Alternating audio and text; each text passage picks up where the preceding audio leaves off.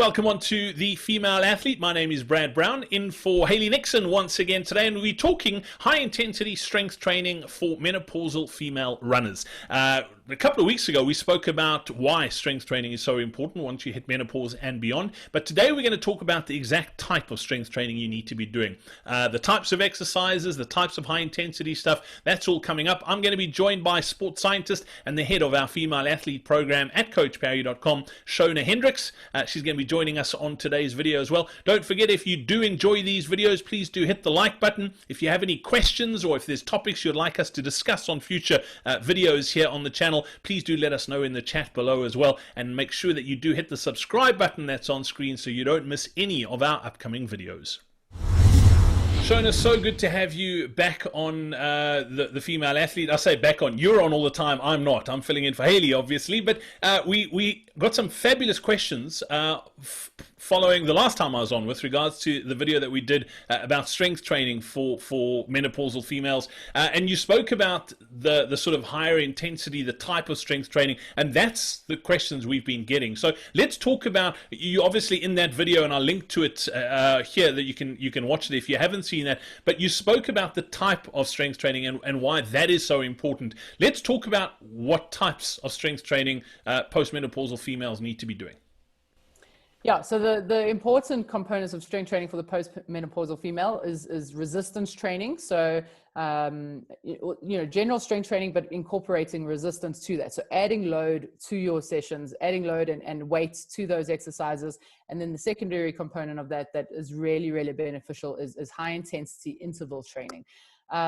Both of those will essentially really make a massive difference to that lean muscle mass loss that is going on and the bone mineral density sort of degeneration that's happening. And so in many instances can reverse that. And also from a hormonal point of view, the different effects with the fluctuations in hormones and eventually that flatlining of estrogen, we need to start doing a lot more high intensity work because it tends to elicit a very similar response, or that you're now lacking from losing those hormones later on in life. And so those two components of strength training are really, really important. Shona, you mentioned weights and adding weight. With this type of strength training, do you need to be doing it in a gym? Is it a case of going and pushing heavy weights at a gym? No, not at all. And it's very much that you can do a lot of this stuff at home. And if you have some light weights at home, a lot of people have said, well, what weights should I get? And that's such a difficult question to answer because everyone's going to have different capabilities and abilities. And so light weights, I would almost say that you should be able to do 12 to 15 reps with that light weight. A medium weight is a little bit more, and a heavy weight would, a medium weight would be a little bit less sort of reps, so maybe 8 to 12 reps, and then a heavy weight would be 5 to 8 reps. And a very heavy weight would be where you're working towards failure. So if you have a couple of light to medium weights at home, that would be all you would need to be able to do the strength session to get started, to make sure that you are then building up to be able to do good resistance training and high intensity interval training. We always get asked this question. I say you always get asked this question, and I think we probably going to get asked it again. What exercises can you, you talk about high intensity exercise, people want a list of these are the exercises, but you were saying to me the other day that you can actually make any strength training exercise high intensity. Won't you explain that a bit further? Yeah, it's definitely the number one question that we get. And I often say to people, go and Google it, because there's tons of exercises for runners that you can go and Google, but it's not about what that exercise is. It's about how you do it and how you manipulate the different factors around it that make that exercise effective. And so any exercise can be used from a resistance training perspective. You can use bands, you can use weights, and have essentially resistance training is exactly that. It's providing resistance to that movement. And so whether that's a weight or a band or something, that is what's important there. From a high intensity interval training perspective, you can use any exercise, but we're manipulating the time. And so very often we're working for, I want to say shortest time. So an example would be 20 seconds on. And the point of that is that you're working above 90% of your maximum when you're doing those 20 seconds. And as an example, then you recover for 10 seconds and you repeat that 4 times or 8 times. That's a concept called Tabata. There's many of these sorts of things that you can do, but the goal being that you work pretty hard for an amount of time where you're working above 90% of your max, you recover for a shorter amount of time, and you repeat that over and over again. And I know we mentioned in the last video exactly that these high intensity interval sessions they're not long. You're not doing the session for 45 minutes to an hour. Definitely not. There's a very inherent injury risk there. But a good solid warm up, and then 10 to 20 minutes of this high intensity interval training, and then a nice cool down. That for me would make an excellent high intensity interval training session. Shona, just thinking about it now too, in that previous video we spoke about, I asked you about the frequency of doing strength training, and you're talking about the higher intensity stuff, the sessions are slightly shorter. From a running perspective, we say that you shouldn't be doing all of your runs at a high intensity. Those 3 strength sessions that you recommend a week, are all 3 high intensity, or are you doing the same that you would with your running, that you have the lower intensity and then you have the higher intensity, or are they all at the same intensity? No, excellent. I'm so glad you brought that up, because I actually wanted to make that as a bit of a disclaimer, before we get into meat of that. I'm not saying that, yes, I'm saying this is really important, but I'm not saying you must go out there and start jumping on boxes and doing high intensity interval training. You have to start somewhere, in the same way that you wouldn't just jump out and go and run a marathon or an ultra marathon. You're going to start at a 5K, a 10K, and you're going to build up. The same thing applies here. So you're going to start with body weighted exercises. You're going to do a lot of that until you're strong enough to start, and your technique is good enough to add load to that exercise.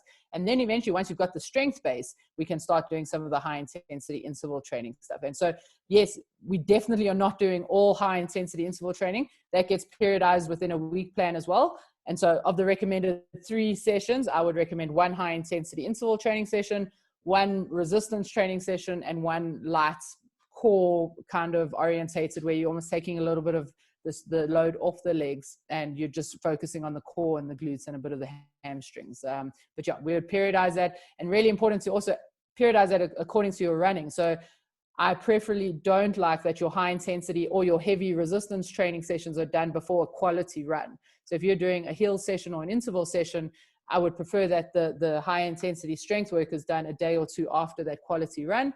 It's very fine. I'm very happy for you to do a longer run or an easy run on some tired legs, but we don't necessarily want to be having those 2 sessions, the running and the strength, compounding over each other. Shona, you touched on technique. You mentioned the word technique, and with strength training, technique is crucial, because for 2 reasons in my mind. You want to obviously be getting the full bang for your buck. If you're going to invest the time and effort to do strength training, you want to make sure you're getting the full benefit. But there's also the flip side of that coin, is that you don't want to injure yourself. And if you're not getting the technique right, you are risking injury. Does that risk increase with a higher intensity stuff? I mean, talk to me about the technique and why that's so important, and then obviously building up correctly. Definitely. I mean, it definitely increases when you're doing the high intensity stuff, because you're working at 90% of your max. You may not be doing the technique properly, and you are working at a high intensity, and with any higher intensity work, that's where the injuries are more prevalent. And we know that from a running perspective as well. And so the technique is exactly as you say, it's vital from those 2 perspectives. One, if you're not doing the right technique, you're probably not getting the best out of that exercise. Again, it's not so much about the exercise, it's about how you're doing that exercise, and that's why that's so important. And 2, yeah, you don't want to, there is always going to be an inherent risk with strength training, and in particular with high intensity interval training or strength training. So yes, you want to making sure that you do the technique correctly. When I said to a client today, actually, I said, everyone always says that lunges are bad for runners. It's not. Lunges aren't bad for runners. It's how runners do lunges that makes it bad for them. And that's why their knees hurt. So if you're doing the technique correctly, that's what you're going to get. 1, getting the best out of that exercise, and 2, really just controlling the inherent injury risk there. And so, when you're moving towards the high intensity stuff, that's why I say you have to have built a good strength base, because then when you're doing the high intensity interval training, you've got that technique already set in your mind. And so you're never sacrificing the tempo or the speed or the number of reps for the technique. That's a vital point. I'm having a quiet chuckle to myself that you say lunges aren't bad for runners. The truth is, bad lunges are bad for runners. So exactly, yeah, you've hit a bit. I'm going to write that down and say that to my client next week.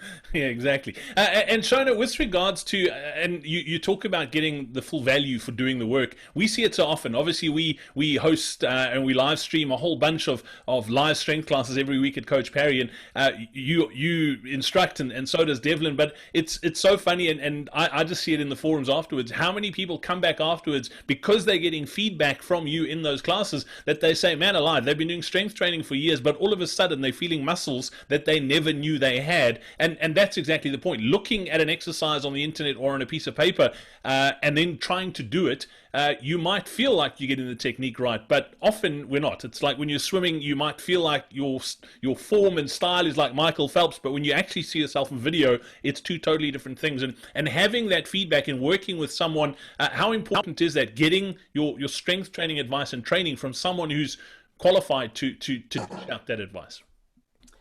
Yeah, that is absolutely vital. I mean, I actually saw a video of myself running the other day, and I thought I looked like Bekele, but I definitely did not. And so it's the same thing when you're doing strength training. You think you're doing an exercise correctly, but you're probably not. And partly the reason is for this is that when you are doing different exercises, a lot of the smaller stabilizing muscles are quite lazy, and so the bigger muscles take over, and that's just how the human body works. It makes sure that it can survive that. And so what we do when we give live feedback is we're telling you to different sort of just different little technique points that will make you do things that will fire particular muscles in the right sort of way. And so it's absolutely invaluable to have that, because you're just getting the right kind of feedback for your strength training and doing things in the right sort of way.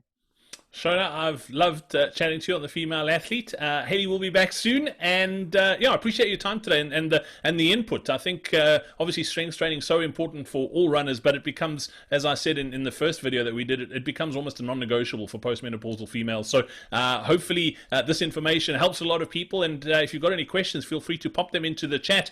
If you found value in this video, please give us a like. And Shona, thanks for your time. Much appreciated. Awesome. Thanks, Brad. Always good chatting. Thank you so much for watching this video. Don't forget that a few months ago, Shona did an incredible webinar on menopause for the female athletes called Running Through Menopause. You can click on the link right over here and watch it. It is absolute gold. You don't want to miss out if you haven't watched that yet. And also make sure that you do subscribe to the Female Athlete YouTube channel. You can click on it over here so that you don't miss any of our upcoming videos.